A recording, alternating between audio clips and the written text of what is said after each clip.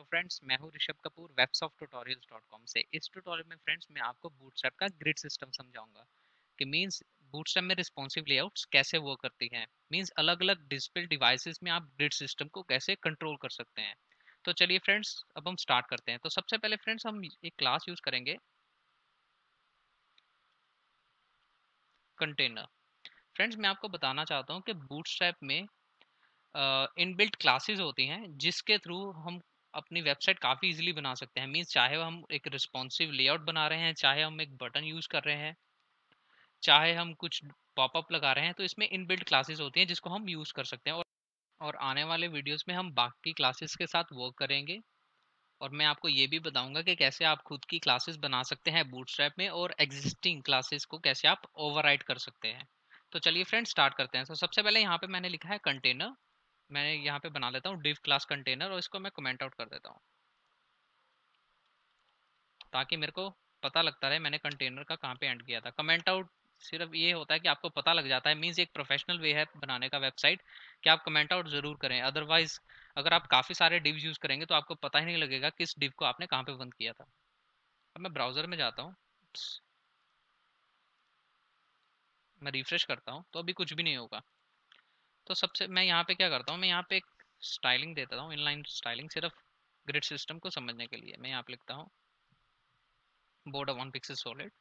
मैं रिफ्रेश करता हूँ तो आप देखेंगे कंटेनर एक कंटेनर बन गया है एक फिक्स विड्थ का और ये प्रॉपरली सेंटर में है। अगर मैं खुद CSS लिखता तो मेरे को मार्जिन ऑटो देना पड़ता, एक इसकी विड्थ स्पेसिफाई करनी पड़ती। लेकिन हमने बूटस्ट्रैप में क्या किया, सिर्फ एक इनबिल्ट क्लास यूज़ की कंटेनर और ये कंटेनर बन गया प्रॉपरली। अब मैं यहाँ पे जैसे कुछ भी लिखता हूँ कंटेनर के अंदर, मैं लिखता हूँ वेलकम टू वेबसॉफ्ट ट्यूटोरियल्स। मैं रिफ्रेश करता हूँ तो आप देखेंगे वेलकम टू वेबसॉफ्ट ट्यूटोरियल्स, ये मीन्स एक कंटेनर में आ गया। ठीक है, अगर मैं इसका साइज छोटा कर देता हूँ, मीन्स डिस्प्ले डिवाइस के हिसाब से अगर मैं इसका साइज छोटा कर देता हूँ तो आप देखेंगे ये अपनी विड्थ को ऑटोमेटिकली एडजस्ट कर रहा है। अब यहाँ पे मैं एक और क्लास यूज़ कर सकता हूँ, यहाँ पे है कंटेनर और दूसरी क्लास है इसकी कंटेनर फ्लूइड। अब मैं आपको इन दोनों में डिफरेंस भी बताऊंगा। मैं रिफ्रेश करता हूँ तो आप देखेंगे अब क्या फ़र्क पड़ा। जो कंटेनर क्लास थी वो एक फिक्स विड्थ की थी, लेकिन जो कंटेनर फ्लूइड है वो 100% है। मीन्स अगर आप कंटेनर फ्लूइड लिखेंगे, आप किसी भी डिस्प्ले डिवाइस में चले जाएंगे वो 100% ही रहेगा। जैसे मैंने एक रिस्पॉन्सिव साइट चेक करने के लिए एक वेबसाइट खोली हुई है,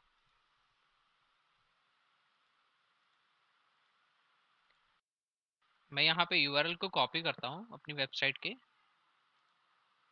अब आप देख रहे हैं अभी ये डिस्प्ले डिवाइस है 1024 नोटबुक के लिए। अगर मैं डिस्प्ले डिवाइस बड़ी कर लेता हूँ, सपोज मैं चला जाता हूँ 15 इंच या 19 इंच स्क्रीन पे, तो आप देखेंगे ये फिर भी 100% ही रहा।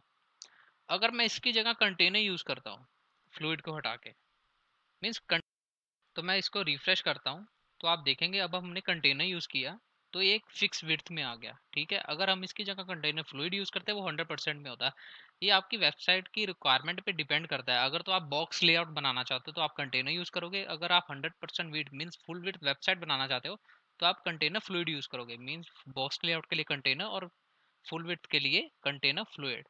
तो इसके बाद हम नेक्स्ट क्लास यूज़ करते हैं, वो है रो। तो रो क्या होता है, ग्रुप ऑफ कॉलम्स होते हैं। मींस इसमें कॉलम्स बनाए जाते हैं रो के अंदर। आप इसको हॉरिजॉन्टल ग्रुप ऑफ कॉलम्स भी कह सकते हैं या ग्रुप ऑफ कॉलम्स भी कह सकते हैं। एंड ऑफ रो, ये सिर्फ एक रो को स्पेसिफाई करता है। अब हम इसके अंदर जो कॉलम्स बनाएंगे, सारी वेबसाइट की लेआउट उससे कंट्रोल होगी। मींस हम मल्टीपल रोज बना सकते हैं, जैसे हेडर के लिए रो, उसके बाद मतलब जितनी रोज आप बनानी चाहते हैं आप इसमें बना सकते हैं, जो कि हम आने वाले वीडियोस में करेंगे।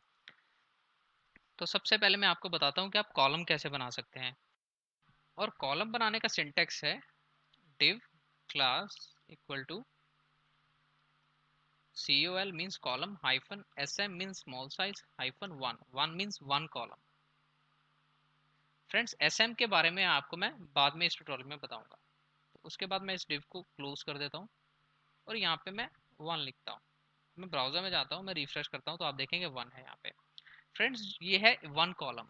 ठीक है, बूटस्ट्रैप में एक रो में 12 कॉलम्स हो सकते हैं मैक्सिमम, मीन्स 12 कॉलम्स को बना मिला के एक रो बनती है। जैसे मैं अगर इसको 12 टाइम 11 टाइम कॉपी करता हूँ, मीन्स 12 कॉलम्स बनाता हूँ, 3 4 5 6 7 8 9 10 11 12। सिंटेक्स यहाँ पे 1 ही रहेगा क्योंकि ये 1 एक कॉलम को रिप्रेजेंट करता है। 3 4 5 6 7 8 9 10 11 12। मैं ब्राउजर में जाता हूँ और रिफ्रेश करता हूँ तो आप देखेंगे 12 कॉलम्स बन गए, मीन्स 12 कॉलम्स को मिला के एक रो बनती है बूटस्ट्रैप में। अगर मैं यहाँ पे एक और कॉलम बना लेता हूँ तो आप देखेंगे क्या होगा, ये मीन्स 13th कॉलम हो गया। तो जैसा मैंने आपको बताया था 12 कॉलम्स को बना के एक रो बनती है, अगर मैं 13th मिलाऊंगा तो आप देखेंगे ये नेक्स्ट लाइन में चला गया, क्योंकि ये 13 कॉलम्स हो गए, लेकिन ये यहाँ पे सिर्फ 12 कॉलम्स होने चाहिए, मीन्स 12 कॉलम्स होने चाहिए बस। अब आपके जहन में क्वेश्चन राइज हो रहा होगा कि हम मेरे को क्या हर बार ये 1 कॉलम ही यूज करना पड़ेगा? ऐसा नहीं है, मीन्स टोटली 12 की मतलब जो भी टोटल हो वो 12 होना चाहिए। मीन्स अगर मैं इसको डिलीट कर देता हूँ सभी के सभी, यहाँ मैं 12 लिख देता हूँ तो ये एक कॉलम बन जाएगा सारा बड़ा। अगर मैं यहाँ पे 12 की जगह 6 6 दो कॉलम्स बना लिए, मीन्स 6 और 6 12। मैं रिफ्रेश करता हूँ तो दो कॉलम्स बन गए। इसको ज़्यादा अच्छे से समझने के लिए सही रहेगा अगर हम इसको बैकग्राउंड कलर दे दें, कुछ बैकग्राउंड रेड, और दूसरे वाले को मैं कुछ और स्टाइलिंग दे देता हूँ, मीन्स मैं कोई और बैकग्राउंड कलर दे देता हूँ।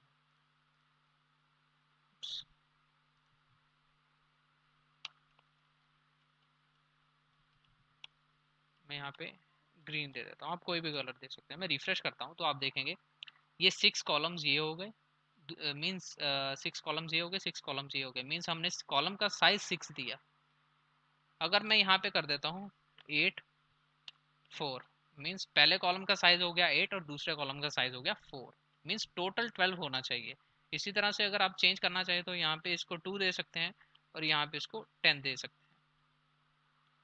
अगर हम इसको छोटा करते हैं, मीन्स डिस्प्ले डिवाइस के हिसाब से इसको एडजस्ट करना चाहें तो आप देखेंगे क्या होगा, ये टोटली रिस्पॉन्सिव बन गया, मीन्स अपने आप इसने एडजस्ट कर लिया डिस्प्ले डिवाइस के हिसाब से। अब फ्रेंड्स मैं आपको एस एम का मतलब बताता हूँ। फ्रेंड्स एस एम यूज़ किया जाता है स्मॉल साइज स्क्रीन के लिए, मीन्स वो स्क्रीन जिनका रेजोल्यूशन मीन्स जिनकी वेट 768 पिक्सल्स या उससे ज़्यादा है, मीन्स 768 पिक्सल्स या उससे ज़्यादा वाली स्क्रीन के लिए एस एम यूज़ किया जाता है। तो फ्रेंड्स इसको सही तरह से समझने के लिए मैं क्या करता हूँ, इसको डिलीट कर देता हूँ और मैं स्टाइलिंग भी डिलीट कर देता हूँ, और यहाँ पे मैं 3 3 के 4 कॉलम्स बना लेता हूँ। मीन्स मैं इसको कॉपी करता हूँ, मैं उससे पहले यहाँ पे एक इमेज इंक्लूड कर लेता हूँ। मेरे पास इमेजेस हैं, आप कोई और इमेजेस भी यूज़ कर सकते हैं। मैंने जस्ट लाइक एक ई कॉमर्स साइट की तरह मैं आपको एक्सप्लेन करूँगा, तो मैंने 4 इमेजेस यूज़ करूँगा इसमें, आप कोई भी इमेजेस यूज़ कर सकते हैं। 1.jpg, और मैं एक इमेज के साथ एक क्लास यूज़ करूँगा जो मैंने पिछले ट्यूटोरियल में भी यूज़ की थी। ये मैं आपको आने वाले वीडियोस में भी इमेज क्लासेस के बारे में बताऊंगा, लेकिन इस ग्रिड व्यू को सही से समझाने के लिए मेरे को इमेजेस को रिस्पॉन्सिव बनाना पड़ेगा। तो मैं यहाँ पे 4 कॉलम्स बना लेता हूँ, मीन्स 3 3 के साइज के 4 कॉलम्स, मीन्स 12 हो गए, 3 + 3 + 6 + 3 9 + 3 12। तो यहाँ पे मैं बाकी इमेजेस भी इंक्लूड कर लेता हूँ। मैंने इमेजेस का नाम ही ऐसा दिया है 1 2 3 4, ताकि मेरे को इंक्लूड करना ईजी रहे। तो मैं ब्राउजर में जाता हूँ और रिफ्रेश करता हूँ तो आप देखेंगे 4 इमेजेस आ गई, जैसे कि ई कॉमर्स वेबसाइट में दिखता है। ठीक है, अब मैं दूसरी वेबसाइट पे जाता हूँ, मैं रिफ्रेश करता हूँ और मैं डिस्प्ले डिवाइस यहाँ पे यूज़ कर लेता हूँ 15 इंच स्क्रीन, तो आप देखेंगे प्रॉपर्ली 4 इमेजेस शो हो रहे हैं, मीन्स 4 कॉलम्स हमें प्रॉपर्ली शो हो रहे हैं जिसका साइज 3 3 है। फ्रेंड्स मैंने आपको थोड़ी देर पहले बताया था कि हमने इसमें एस एम यूज़ किया। S M mean small screen. Small screen वो स्क्रीन होती है जिनका रेजोल्यूशन 768 पिक्सल्स या उससे बड़ा होता है। तो ये रेजोल्यूशन है हमारा 1366, मीन 768 से बड़ा है। अगर हम 1024 करेंगे तब भी यही रहेगा। अब हम यूज़ करते हैं 768, मीन्स ये 768 है, ठीक है, 768 या उससे बड़ा। अगर हम इससे छोटा यूज़ करेंगे तब क्या होगा मैं आपको बताता हूँ। सपोज उससे छोटा हमने यूज किया गूगल नेक्सस 7 मींस जिसका रेजोल्यूशन मींस जिसकी विड्थ थी 603 पिक्सल्स। तो अब क्या होगा? तो फ्रेंड्स आप देख सकते हैं जैसे ही हमारा रेजोल्यूशन 768 पिक्सल से नीचे आया, 603 पिक्सल्स हमने किया, तो ये आप देख सकते हैं ये ब्रेक कर गया और 100% विड्थ में चला गया, मींस रिस्पॉन्सिव लेआउट में। लेकिन यहाँ पे राइट साइड में बहुत सारी वाइट स्पेस आ गई, जो कि प्रोफेशनली ठीक नहीं है। मींस टेक्निकली ये 100% विड्थ में गया इसलिए रिस्पॉन्सिव हो गया, लेकिन प्रोफेशनली अगर आप इस वेबसाइट को टैबलेट पे देखेंगे तो आप देखेंगे कि ये ठीक नहीं बनी, क्योंकि राइट साइड पे बहुत सारी वाइट स्पेस है। तो मैं आपको इसका सोल्यूशन बताऊंगा थोड़ी देर में।